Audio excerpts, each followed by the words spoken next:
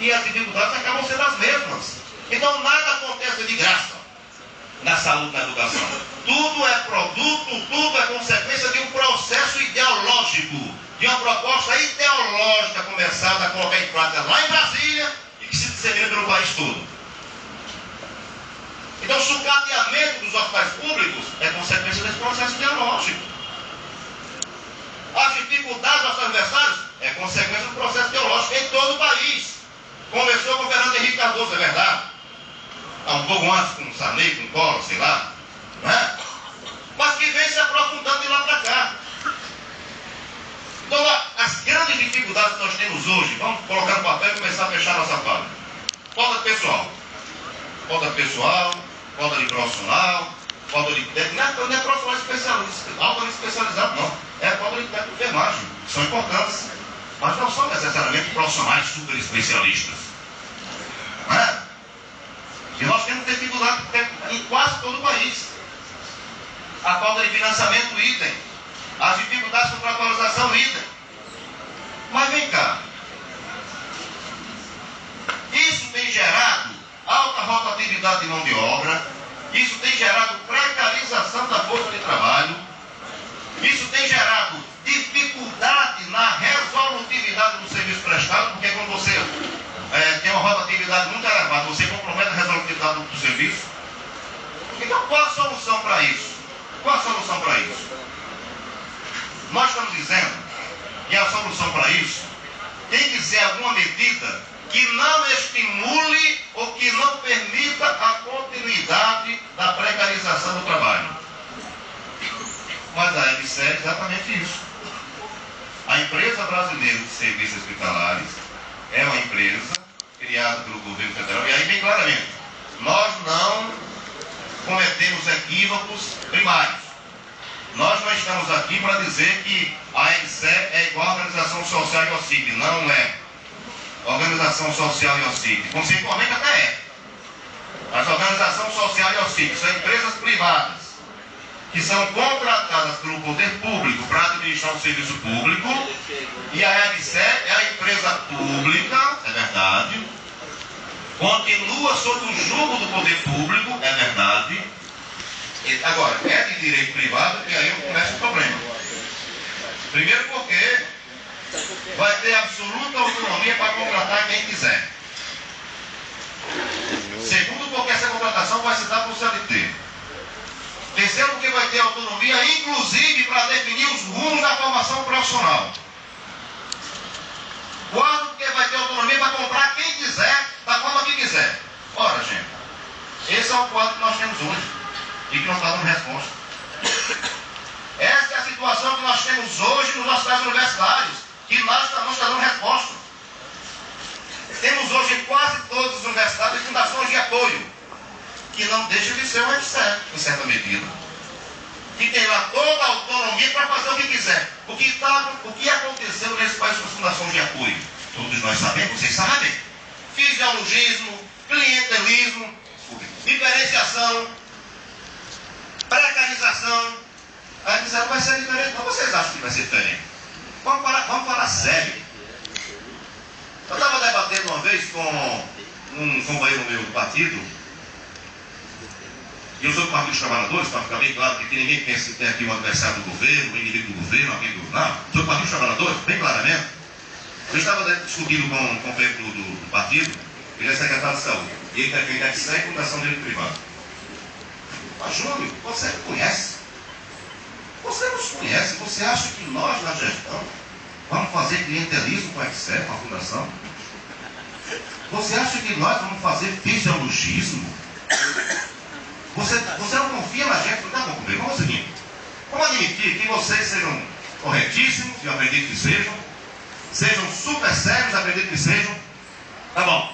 E que utilizem a Fundação e a EBSER da forma que vocês acham mais correta. Isso não vai acabar com problemas de fundo.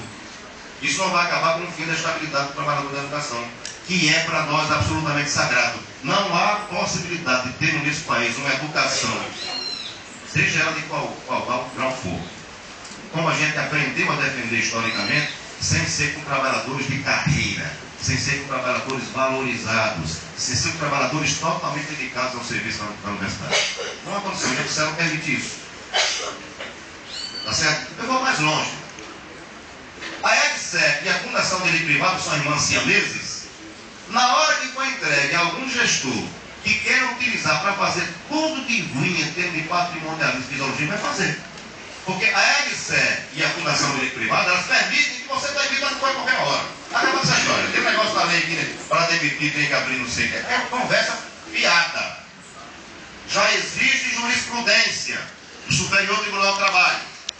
CLT, seja ela qual for. Se o cara quiser demitir, é só arranjar um motivo razoável. E a gente sabe muito bem que não faltam motivos razoáveis quando alguém quer demitir alguém do serviço público. Sobram motivos razoáveis, entre aspas. É só fazer parte do sindicato e começar a incomodar a gestão. Ou é só contestar alguma coisa que o chefe determinou. É um motivo razoável da demissão. Vamos falar sério. Mas é o que está acontecendo hoje. Hoje na educação nós temos trabalhadores sem estabilidade, que saem por qualquer motivo, com alta rotatividade de mão de obra, que estão comprometendo totalmente a qualidade do serviço, comprometendo totalmente a formação profissional. É verdade isso. Os grandes escândalos de corrupção nesse país, no serviço público, tem por trás Fundação de Apoio às Universidades, as OS e ao CIP na saúde. Os grandes escândalos de corrupção. Então achar que a EBSER, com toda a liberdade que ela tem, com toda a autonomia que ela tem de contratação, de compras e outras coisas, não é um instrumento poderoso nas mãos de um corrupto, é desconhecer a nossa realidade. É desconhecer a nossa cultura. Eu não estou nem entrando no aspecto jurídico, que aí tem outras contradições também, né? Vou citar só uma bem rapidamente aqui. A Constituição não permite que o ente público contrate pessoas com regimes diferentes. Está na Constituição Federal, está valendo isso. Então, se a universidade aqui contrata as pessoas através do regime jurídico estatutário, ela não pode contratar através do CLT. Nem através da terceirização para a EBSER, porque é trabalhador da universidade. Então, a universidade não pode ter um trabalhador estatutário e um trabalhador serviço. É a Constituição que diz isso. Mas eu não entro nem no aspecto jurídico, para mim o debate é mais político. Eu acho que o objetivo nosso é convencer politicamente as pessoas de que a proposta não é correta. Ou seja, a gente está afirmando que tudo de dificuldade que nós temos hoje no serviço público, nos nossos universitários, como precarização do trabalho, como falta de estabilidade, como alta rotatividade de mão de obra, como fisiologismo na gestão, a EBSER é um prato cheio. Porque se alguém imagina que a EBSER não vai ser um palco privilegiado para disputa política, está muito enganado. Isso é uma greve. Na greve se segura na cela. Porque na hora que a EBSER for criada aqui no Estado, meu amigo, seu cargo é no espaço. Porque o cargo de diretor do hospital vai ser indicação política partidária, gente. Alguém tem dúvida disso? Na hora que a EBSER for criada, já estava a briga nos partidos da base do governo para indicar os diretores. A indicação lá em Brasília do Zé Rubens, que eu gosto muito do Zé Rubens, tenho uma relação muito boa com ele, me respeita muito, a gente conversa muito. Eu disse aí, Zé Rubens, você acha que a sua indicação não tem um componente político partidário? Claro que tem. Porque só é indicado se obedecer aos critérios fisiologistas. É assim que funciona a vida nesse país. Desde que Dom João VI chegou aqui. E não está funcionando isso.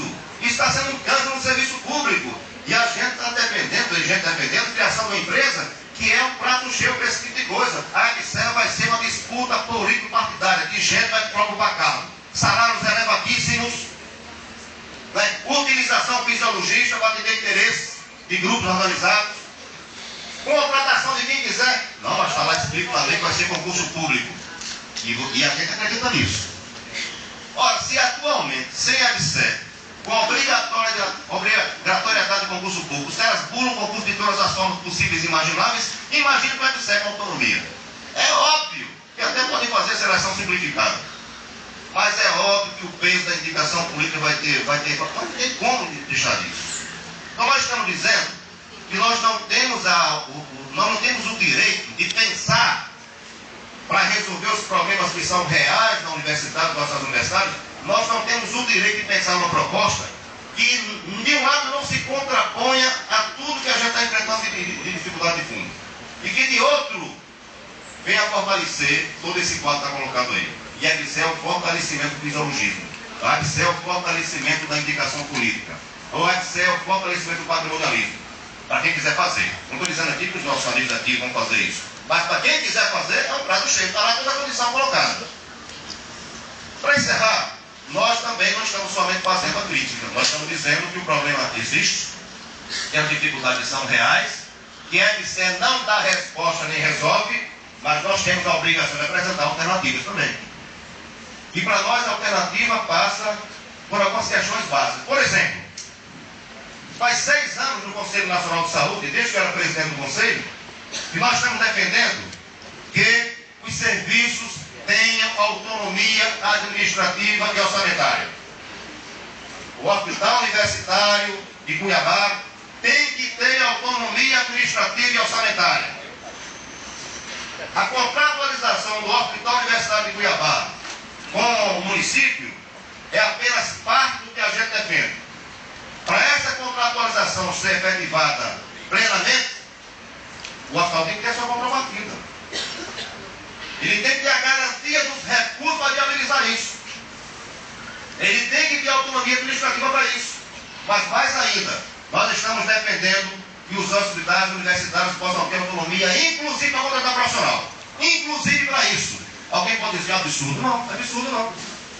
Eu tive uma reunião quando era presidente do Conselho Nacional de Saúde, do pessoal do Ministério do Planejamento. Eles colocaram uma certa resistência no começo, mas hoje essa possibilidade já está contida no anteprojeto de lei da administração pública orgânica, que está no planejamento para ser enviado no Congresso Nacional. Depende de decisão política.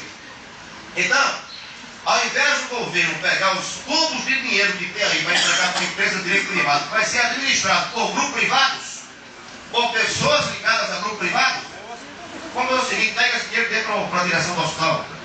Dê autonomia para essa direção. Faça um contrato de gestão entre o hospital e a universidade, como no MEC também, com regras, com objetivos claros, com metas qualitativas e quantitativas, com responsabilidades, com controle social, com fiscalização permanente do que está acontecendo. Vamos fazer isso, qual o problema? Ora, se o governo tem dinheiro de roldão para dar ao setor privado, por que não dá para a gente administrar os serviços? Nós fazemos esse desafio para o governo da Dilma. Nós desafiamos o governo da Dilma. E nós não assumimos a pecha de incompetência. Eu tenho certeza absoluta que o pessoal daqui é competente. Não tem condição de trabalhar. Não tem condição de fazer a coisa funcionar bem. Então, ao invés da empresa de direito privado, que a gente sabe muito bem quem vai servir, vamos fazer um contrato de gestão. Hospital com a Universidade do MEC. Vamos cumprir metas, assumir responsabilidades, agora vamos ter condição para isso também. E, inclusive, volta a exigir para concurso. Porque não dá para o hospital prestar contratar profissional e ficar esperando o MEC decidir, o planejamento decidir quando vai ser isso. Essa é a primeira proposta. A segunda proposta. E aí a gente resolve a questão do subfinanciamento, em tese. Se a gente faz uma contratualização com autonomia financeira, inclusive, a gente está apontando também para superar a limitação financeira. A segunda proposta que é fundamental é sim estabelecer a profissionalização da gestão. Acabar com indicações político-partidárias, acabar com indicação fisiologista, acabar com indicação de deputado e senador. Quem vai ocupar os cargos de gestão no hospital universitário, na universidade, são pessoas de carreira, são pessoas que vão obedecer critérios predefinidos, são pessoas que estão imunes a governos. O grande desafio nosso é fazer com que a saúde, a universidade e a saúde sejam realmente políticas de Estado e não de governo. Porque apesar de estar escrito na Constituição que são de Estado, na prática é de governo. Então o secretário de Saúde de Mato Grosso do Sul entra, ele começa a fazer aquilo que ele acha que deve ser feito de acordo com a cabeça dele. Aí ele sai, entra outro, o cara muda tudo e começa a fazer aquilo. Isso não é política de Estado, de governo, cada governo faz o que quer. Não dá para ser assim. Então tem que ser política de Estado mesmo, onde os governos que assumam sejam obrigados a cumprir aquelas regras estabelecidas. Não vai mudar substancialmente as coisas, vai ter orientação política, é verdade.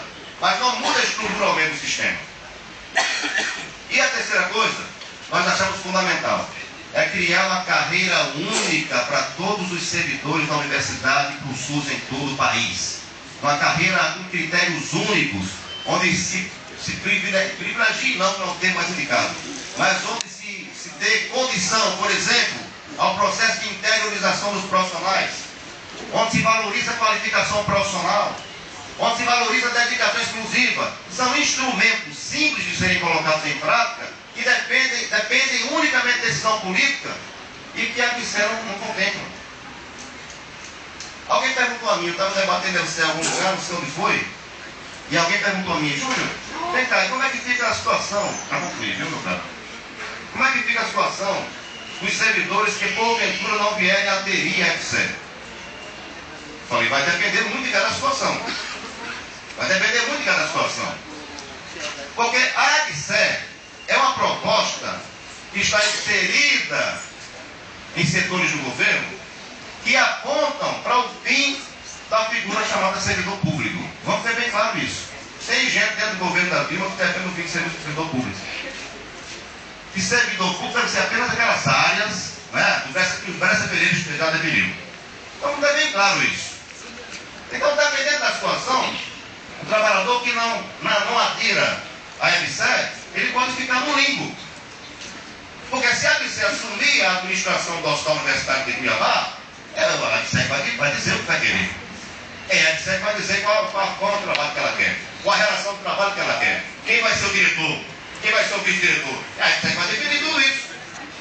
É a FCE que vai dizer para vocês, que são trabalhadores, eu quero vocês, se vocês fizerem assim, assim, assado. Se não fizer, estão fora. É a FCE que vai definir as regras. O trabalhador que não quiser aderir, às regras da FCE, pode, inclusive, ser colocado à disposição, se não houver local para ser lotado, receber proporcionalmente ao tempo de serviço. É o que está na legislação. Não estou dizendo nada que não esteja ali na legislação.